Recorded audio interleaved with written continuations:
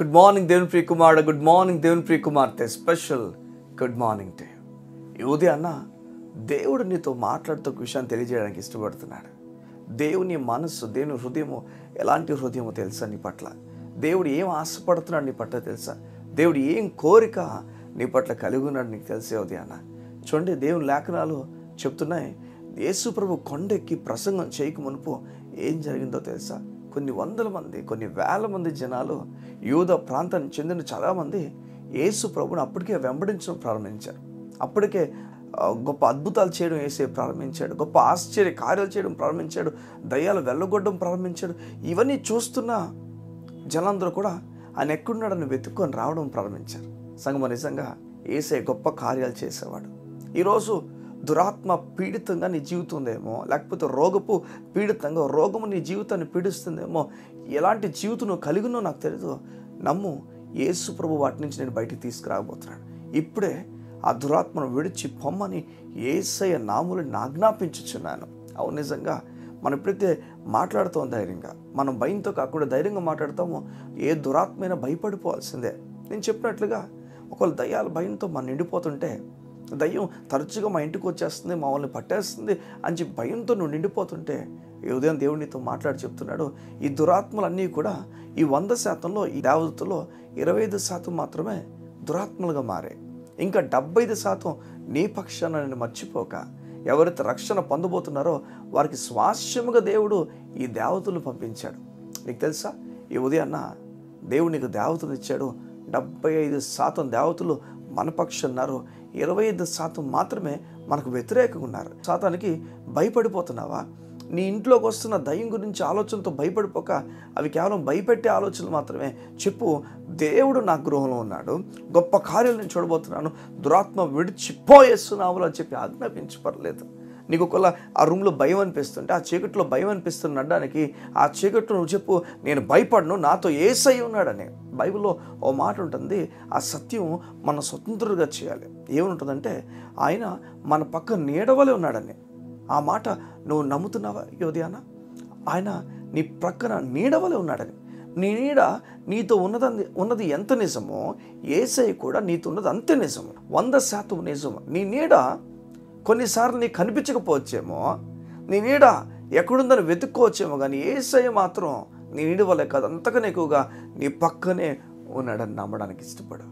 ఈ ఉదయం దేవుడు నీతో మాట్లాడి చెప్తున్నాడు, అలసిపోక, కృంగిపోక, భయపడిపోక దేవుడు నీకు సహాయం చేస్తాడు. రోగంతో బాధపడుతున్నావా? యేసు ప్రభు నడినెత్తి నుంచి అరికాల వరకు ఉన్న ప్రతి రోగాన్ని కూడా కుదిర్చాడు, బాగు చేశాడు. బైబిల్ చెప్తుంది, శిష్యులందరూ కూడా యేసు చనిపోయిన తర్వాత శిష్యులందరినీ కూడా చెరగా తీసుకెళ్ళిపోతున్న సమయంలో కొంతమంది ప్రార్థన చేయడం ప్రారంభిస్తారట, అయ్యా నీ ప్రజలను స్వస్థపరచడానికి నీ చేతులు చాచి ఉండగా, అయ్యా నీ ప్రజలు ధైర్యంగా వెళ్ళి నీ మాటను ప్రకటించుదురుగాక. వారు ఏం నమ్మారంటే, దేవుని చేతులు ఆయన ప్రజలను స్వస్థపరచడానికి చాచి ఉన్నాయని. అవును, నిజమే, దేవుని హస్తాలు చాచి ఉన్నాయి మనల్ని స్వస్థపరచడానికి. ఆయన పొందిన గాయముల చేత మనకు సంపూర్ణ స్వస్థ కలుగుతుంది. ఈ ఉదయానికి దేవుడు స్వస్థ ప్రకటిస్తున్నాడు. భయపడిపోక, పిరికి వాడిలా ప్రవర్తించగా, ధైర్యం కలిగిన వ్యక్తిగా ప్రవర్తించు.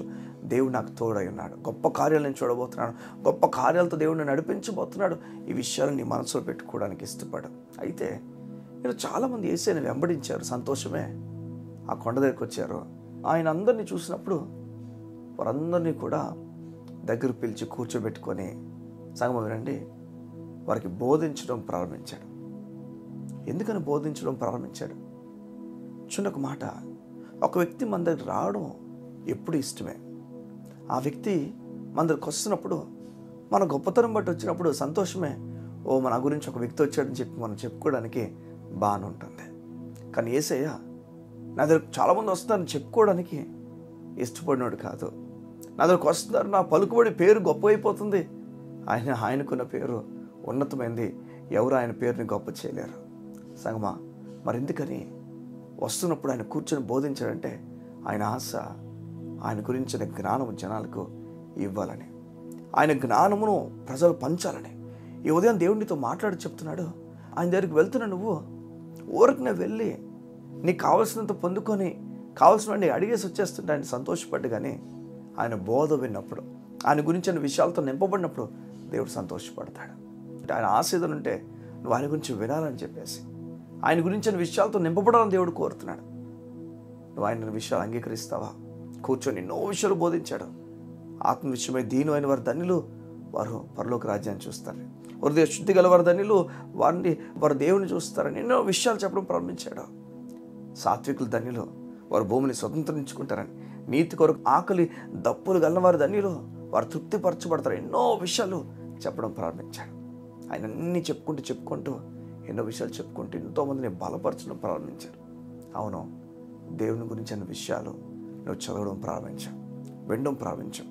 ఇది దేవుడు నేను కోరుతుంది. ఉదయాన్న ఉదయం లేచి, ఒకవేళ నువ్వు నీ సమయంలో ఎక్కడ లీజర్ టైం ఉందేమో, లేకపోతే దీనిమంతా ఇంట్లో ఉంటూ టీవీ ఆన్ చేస్తూ మొబైల్ చూసుకుంటున్నావేమో, అయ్యో దేవుడు అది ఇష్టపడలేదు. దేవుడు నేను కోరుతుంది వాక్యం చదవమని, ప్రార్థన చేసుకోమని, ఆయనతో గడుపు. ఉద్యోగము మీ ఇంట్లో నుంచే రావాలా, ఉద్యోగము నీ జీవితం నుంచే ప్రారంభం అవ్వాలా. అట్టి ఉద్యోగం నీ జీవితం నుంచి ప్రారంభం అవునుగాక. దేవుని మాట చేత నువ్వు బలపరచబడుదువుగాక. దేవుని కార్యాలు నువ్వు వివరించుదువుగాక. దేవుని ప్రేమ నువ్వు చెప్పుదువుగాక. ఏ ఉదయం కళ్ళు మూసుకుంటావా? నీ గురించి ప్రార్థించడానికి ఇష్టపడుతున్నాను. మా ప్రియ పరలోకపు తండ్రి, నీ బిడ్డలకు నెమ్మదిని కలుగు చేయండి. విస్తారమైన నెమ్మది, ధైర్యము, సమాధానం ఎవరు ఊహించలేని నీ కృపను వారికి ఇమ్మని అడుగుతున్నాను. అయ్యా, వారు ఏ విషయాల్లో దిగులు పడిపోయారు నాకు తెలియదు, ఏ విషయాల్లో వారు అధైర్యపడిపోయారు నాకు తెలియదు, ఏ విషయాల్లో వారు ముందుకు అడుగులు వేయలేని వారుగా ఉండిపోయారు నాకు తెలియదు. నీ మాట సెలవిచ్చినదిగా నీ మాటను చదివి, నీ మాటల లోతులు గమనించి ముందుకెళ్ళేవారుగా ఉంచండి. ఎందరో నీ దగ్గరకు వచ్చినందుకు సంతోషం కన్నా వారికి నీ మాటను చెప్పి వారు పంపించారన్న ఆలోచన నీకు ఎంతో 100 రెట్లు ఉంది. అటు విధంగా నీ ప్రజలు సిద్ధపడి నీ దగ్గర అనేక విషయాలు పొందుకొని వెళ్ళిపోయేవారుగా కాకుండా నీ దగ్గరకు వచ్చి నీ బోధన విని ధైర్యపరచబడే వ్యక్తులుగా ఉంచమని అడుగుతాం. యేసు నామమున ప్రార్థించుచున్నాము తండ్రి. ఆమేన్, ఆమేన్, ఆమేన్. యోధి అన్న, దేవుడిని అంగీకరించి ముందుకెళ్తున్నాడు. నిన్ను దేవుడు సంతోషంగా ఆహ్వానిస్తున్నాడు, చెప్తున్నాడు గొప్ప కార్యాలు నీకు చేస్తారు. నెమ్మది కలిగి ముందుకెళ్ళు. అయితే ఈలోపు నిరసించిపోక, ఈలోపు నువ్వు దేవుని మాట నమ్మి ముందుకు అడుగులు వేయి. దేవుడిని గొప్పగా దీవించిపోతున్నాడు. God bless you. See you tomorrow.